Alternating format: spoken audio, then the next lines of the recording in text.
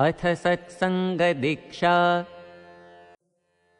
शास्त्रेऽस्मिन् ज्ञापिता स्पष्टम् आज्ञोपासनपद्धतिः। परमात्मपरब्रह्म सहजानन्ददर्शिता।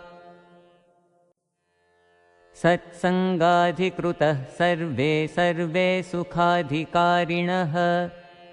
सर्वैर्हा ब्रह्मविद्यायां नार्यश्चैव नरास्तथा।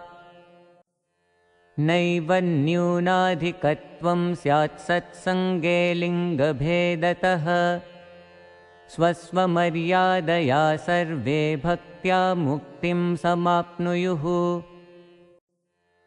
सर्ववर्णगताः सर्वा नार्यः सर्वे नरास्तथा। सत्सङ्गे ब्रह्मविद्यायां मोक्षे सदाधिकारिणः। न न्यूनाधिकता कार्या वर्णाधारेण कर्हिचित्। त्यक्त्वा स्ववर्णमानं च सेवाकार्यामिथः समैः। जात्या नैव महान् कोऽपि नैव न्यूनस्तथा यतः। जात्या क्लेशो न कर्तव्यः सुखं सत्सङ्गमाचरेत्।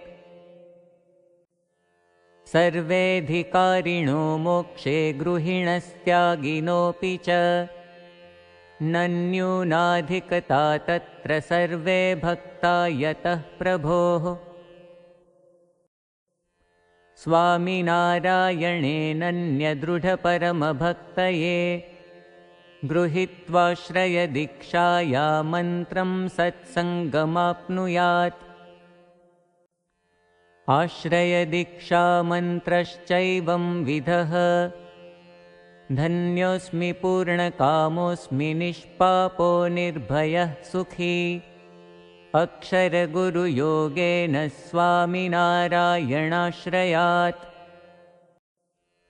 आश्रयेत् सहजानन्दं हरिं ब्रह्माक्षरं तथा। गुणातीतं गुरुं प्रीत्या मुमुक्षुः स्वात्ममुक्तये।